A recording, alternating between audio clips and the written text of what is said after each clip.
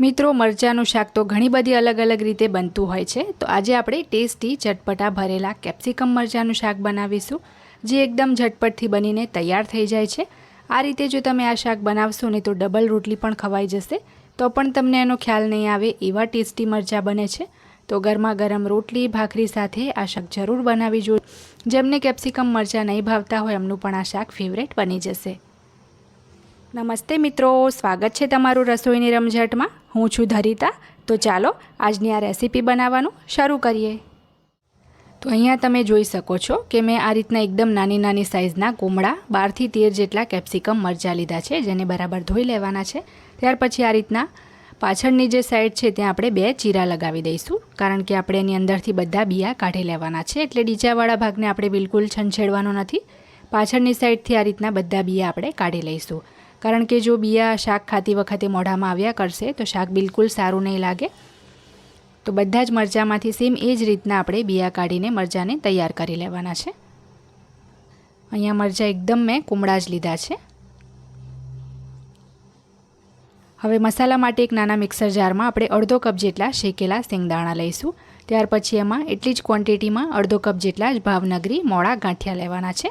1 table spoon જેટલું આપણે એમાં સૂકા કોપરાનું છીણ ઉમેરીશું. સ્વાદ પ્રમાણે મીઠું ઉમેરીશું. 5 ચમચી જેટલી એમાં હિંગ ઉમેરીશું. 5 ચમચી જેટલી જ હળદર ઉમેરવાની છે. 1 ચમચી જેટલું ધાણા જીરું પાવડર ઉમેરીશું. અડધી ચમચી એમાં ખાટા મીઠા સ્વાદ માટે આમચૂર પાવડર અને 1 ચમચી જેટલી ખાંડ ઉમેરીશું. 1 ચમચી આપણે કાશ્મીરી લાલ મરચું ઉમેરીશું અને બધું જ સરસ આપણે પીસી લઈશું. તો આ જે મસાલો છે એને આપણે અધકચરો પીસવાનો છે, એકદમ ભૂકો નથી કરી કાઢવાનો. તો મસાલાને એક બાઉલમાં મેં લઈ લીધો છે અને તમે જોઈ શકો છો આ રીતનો થોડો ગગરો રાખવાનો છે. થોડા અંદર દાણા રહી જશે તો પણ વાંધો નથી. હવે એમાં 1 ચમચી આદુ લસણ મરચાંની પેસ્ટ ઉમેરીશું, થોડા લીલા ધાણા અને 1 ટેબલ સ્પૂન જેટલું તેલ ઉમેરવાનું છે. હવે બધું જ આપણે સરસ મિક્સ કરી લઈશું. અહીં આ મસાલામાં જે આપણે બેસનના ગાંઠિયા ઉમેર્યા છે એની જગ્યાએ તમે જો તમારી પાસે ગાંઠિયા ના હોય તો 1/4 કપ જેટલો એટલે કે પા કપ જેટલો બેસન પણ શેકીને એમાં ઉમેરી શકો છો.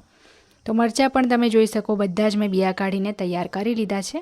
તો હવે આ મરચાંમાં આપણે જે મસાલો તૈયાર કર્યો એ આપણે ભરી લેવાનો છે. અત્યારે ચોમાસામાં બજારમાં સરસ આ રીતના કુમળા નાના નાના કેપ્સિકમ મરચાં બહુ જ સારા એવા પ્રમાણમાં મળતા હોય છે અને તેનો કલર પણ તમે જુઓ એકદમ પોપટી કલરના છે. જ્યારે જે આપણે પેલા મોટા કેપ્સિકમ હોય ડાર્ક ગ્રીન કલરના આવે છે અને એની જે લેયર છે એ પણ એકદમ જાડું આવે છે. એકદમ કુમળા અને પતલા લેયરવાળા મરચાં છે, તો જલ્દી ચડી પણ જશે. તો બધા જ મરચાં ભરાઈ ગયા છે. હવે શાક માટે એક કડાઈમાં આપણે 2 થી 2.5 ટેબલ સ્પૂન જેટલું તેલ ગરમ કરવા મૂકીશું. તેલ ગરમ થઈ જાય એટલે એમાં અડધી ચમચી જીરું અને 5 ચમચી હિંગ ઉમેરીશું. આમાં આપણે રાઈનો બિલકુલ ઉપયોગ નથી કરવાનો. અને હવે બધા જ ભરેલા મરચાં આપણે અંદર ઉમેરી દેવાના છે. સરસ મરચાંને આપણે મિક્સ કરી લઈશું અને ઢાંકીને 2 થી 3 મિનિટ આપણે શરૂઆતમાં એને ચડવા દેવાના છે.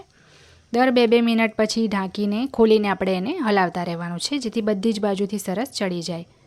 તો 2 મિનિટ થઈ જાય પછી આપણે મરચાંને બીજી બાજુ ફેરવી દેવાના છે. બધી જ બાજુથી જ્યાં જ્યાં નથી ચડ્યા ત્યાં આપણે આ મરચાંને ફેરવીને ચડવા દેવાના છે. અને આપણા મરચાં અહીંયા કુમળા જ હતા એટલે મારા મરચાં 7 થી 8 જ મિનિટમાં ચડી ગયા હતા. તો ફરીથી એ જ રીતના ઢાંકીને આપણે 2 મિનિટ એને ચડવા દઈશું. તો બીજી 5 થી 6 મિનિટ એને મેં ચડવા દીધા હતા અને તમે જુઓ ટોટલ 7 થી 8 જ મિનિટમાં મરચાં આપણા સરસ બધી બાજુથી ચડી ગયા છે. દર 2-2 મિનિટે એની સાઈડ બદલતા રહેવાનું છે અને આ રીતના ડીચા પકડીને પણ ફેરવશો તો બિલકુલ એ ગરમ નથી લાગતું. ઉલટાનું એ રીતના વધારે ઇઝી પડે છે. તો બધેથી મરચાં સરસ ચડી ગયા છે. હવે આપણે ગેસ બંધ કરી દઈએ અને છેલ્લે એમાં થોડા ઝીણા સમારેલા લીલા ધાણા ઉમેરી દઈશું અને મસાલો 1 ચમચી જેટલો બસ વધ્યો હતો એ આ રીતના ઉપરથી ભભરાવી દઈશું. તો તમે પણ આ રીતના ગરમા ગરમ ભરેલા કેપ્સિકમ મરચાંનું શાક બપોરના લંચ માટે કે પછી ડિનર માટે જરૂરથી બનાવજો.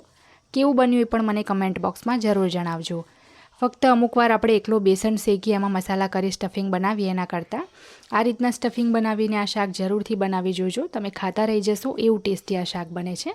અને આજની આ રેસીપી જો તમને ગમી હોય તો મારી ચેનલ રસોઈની રમઝટને સબસ્ક્રાઈબ કરવાનું ના ભૂલતા.